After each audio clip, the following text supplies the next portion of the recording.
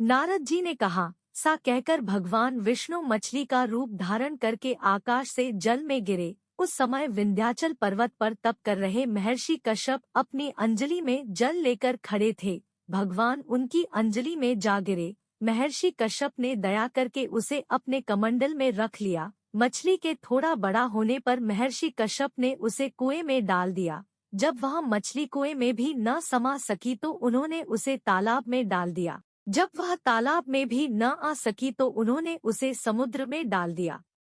वह मछली वहां भी बढ़ने लगी। फिर मत्स्यरूपी भगवान विष्णु ने इस शंखासुर का वध किया और शंखासुर को हाथ में लेकर बद्रीवन में आ गए। वहां उन्होंने संपूर्ण ऋषियों को बुलाकर इस प्रकार आदेश दिया, मुनीश्वरों, तुम जल के भीतर बिखरे हुए वेदमंत्रों की खोज करो और जितनी जल्दी हो सके उन्हें सागर के जल से बाहर निकाल लाओ। तब तक मैं देवताओं के साथ प्रयाग में ठहरता हूँ।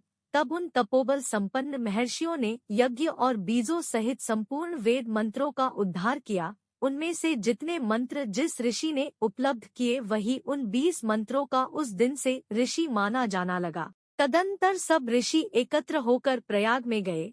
वहां उन्होंने ब्रह्मा जी सहित भगवान विष्णु को उपलब्ध हुए सभी वेद मंत्र समर्पित कर दिए।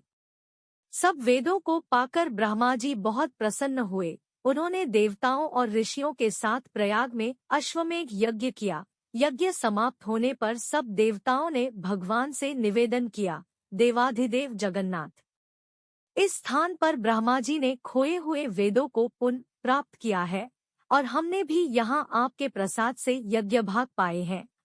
अतः यह स्थान पृथ्वी पर सबसे श्रेष्ठ, पुण्य की वृद्धि करने वाला एवं भोग तथा मोक्ष प्रदान करने वाला हो। साथ ही यह समय भी महापुण्यमय और ब्रह्मघाती आदि महापापियों की भी शुद्धि करने वाला हो तथा तय स्थान यहाँ दिए हुए दान को अक्षय बना देने वाला भी हो, यह वर दीजिए। भगवान विष्णु बोले, देवताओं, तुमने जो कुछ कहा है वह मुझे स्वीकार है।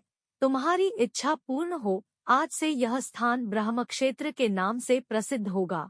सूर्यवंश में उत्पन्न राजा भगीरथ यहाँ गंगा को ले आएंगे और वह यहाँ सूर्य कन्या यमुना से मिलेगी। ब्रह्मा जी और तुम सब देवता मेरे साथ यहाँ निवास करो। आज से यह तीर्थ तीर्थराज के नाम से विख्यात होगा।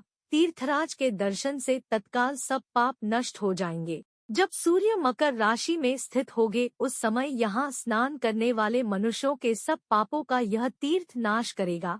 यह काल भी मनुष्यों के लिए सदा महान पुण्य फल देने वाला होगा। माघ में सूर्य के मकर राशि में स्थित होने पर यहाँ स्नान करने से सालोक्य आदि फल प्राप्त होंगे। देवाधिदेव भगवान विष्णु देवताओं से सा कहकर ब्रह्मा जी के साथ वहीं अंतर्धान हो गए। तत्पश्चात इंद्रादि देवता भी अपने अंश से प्रयाग में रहते हुए वहां से अंतर्धान हो गए। जो मनुष्य कार्तिक में तुलसी जी की जड़ के समीप श्रीहरि का पूजन करता है वह इस लोक में संपूर्ण भोगों का उपभोग करके अंत में वैकुंठ धाम को जाता है।